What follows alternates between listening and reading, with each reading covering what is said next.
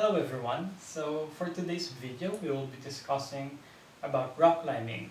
So specifically, its history, clear definition of what rock climbing is, and the three disciplines of rock climbing. Okay, so let's start. Let's start first with the history of rock climbing. So rock climbing already existed during the late 19th century, so 1800, 1890s, around the time, around that time. But it didn't really have a clear definition of what rock climbing is. Now, during that time, the activities that are associated with rock climbing are alpining, mountaineering, and hiking, to name a few. Now, as rock climbing itself evolves, it also has made a clear definition of what rock climbing is, which we will look into its definition later on. Now, if we are going to talk about where rock climbing originated, arguably there are three places in the world where it originated. Specifically, these places are one, the Elbe Sandstone Mountains in Germany, second, in Lake District in England, and third, the Dolomites in Italy.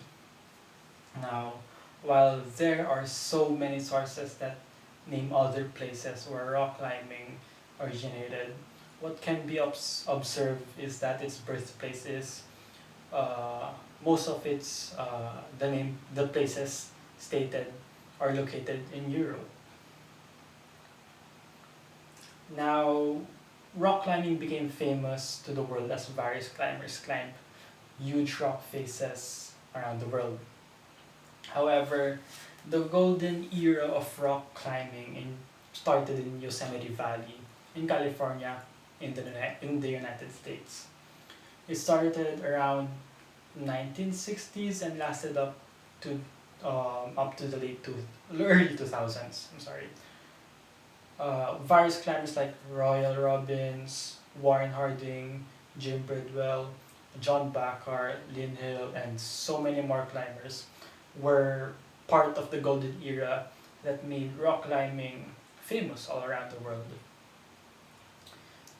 During the golden era, that was also the time when rock climbing itself became a sport, and a lot of people joined the climbing community, which is another reason why climbing became famous.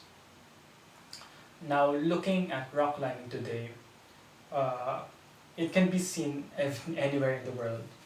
A lot of places have also become a place for outdoor rock climbing, and a lot of climbing gyms were built. Both local and international climbing competitions have also risen where climbers all around the world gather and compete. Now, the climbing community has grown so much where most of its population is made up of today's youth and young adults. To name a few, uh, today's climbers are Alex Megos from Germany, Futaba Ito, 17 or 18 years old, I think, from Japan, and Janja Garnbret from Slovenia. So they are just few of the famous climbers, young famous climbers of today, and there's a lot more. And up until now, rock climbing continues to grow and be popular to society. Now we move on to the definition of rock climbing. So basically today we define rock climbing as an activity and a sport where a person climbs a rock face or an artificial wall up or down or left or right. So that would mean that climbing does not necessarily pertains to just going up rather you can go in different directions. Okay. Now we'll move on to the three disciplines of rock climbing. Before I discuss everything else in this topic, I would like to note that these three disciplines of rock climbing are the types of climbing that you will see in climbing competitions. There are a lot of types of climbing that are just too much to discuss given our time for today. Okay, so now that we're behind that, let's start with the first discipline of climbing, which is bouldering. Now, bouldering is said to be the simplest form of climbing because it requires only minimal gear for it. And because you typically only climb boulders that are around 15 meters and below of height. In terms of gears to use, like I said, you only need minimal gear for it. Uh, uh, I think you only need three: climbing shoes, chalk, and boulder pad to catch your fall. I think yeah, that's all. You just need all those three to do bouldering, and of course a spotter. A spotter is a person who will guide you on your fall, so you wouldn't land on the wrong place. Now to add, bouldering can be done both in indoor and outdoor. Okay, moving on to the next discipline, which is sport climbing. This type of climbing is what we usually see in climbing gyms. It is a type of climbing that requires a climber to wear a harness where a rope is attached to it to catch a fall. Sport climbing routes are much longer compared to boulder routes. So when um, going sport climbing, a climber will need endurance and stamina. Sport climbing will also require another person to belay you. When we say belay, this means that the person controls the safety rope attached to the climber. Now, to add, sport climbing requires more gears compared to bouldering. A few examples of gears that are needed in sport climbing are rope, harness, uh, quick draws, and belay devices. The quick draws are used in some cases. We'll discuss that later. Now, under sport climbing, there are two more types of climbing: top rope and lead climbing. Now, top rope pertains to the type of climbing where the rope goes through an anchor system at the top of the rope, then down to the belayer and the climber. While lead climbing is a type of sport climbing where the rope runs directly from the belayer to the climber. Now, as the climber climbs up a wall or a rock face, that climber will have to clip the rope into quick draws. So we use quick draws when we lead climb.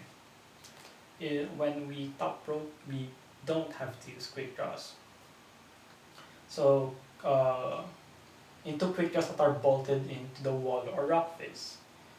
Now both of these types can be also done both indoor and outdoor. Now moving on to our last discipline of climbing, speed climbing. Speed climbing is a type of climbing where two climbers race on a symmetric wall with the same route. So symmetric wall, same angle, and like I said, same route. And whoever reaches the top first wins. This type of climbing also requires a rope and a belay system. However, this type of climbing can only be done indoors. And you can see speed climbing in a lot of climbing competitions. Then that's the three disciplines of rock climbing. I believe we've tackled everything um, for today. We've discussed everything for today, and that ends our discussion for today.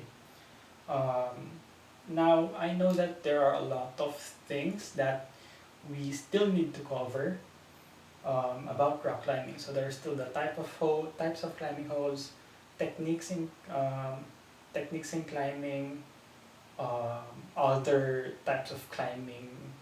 Oh yeah, other types of climbing, and I would also like to note that what I discussed today are the basic topics that are easy to understand. Um, I believe that it is better to learn the other topics when we ourselves get to experience rock climbing, when we do it ourselves, when we are at climbing, let's say a climbing gym, for example.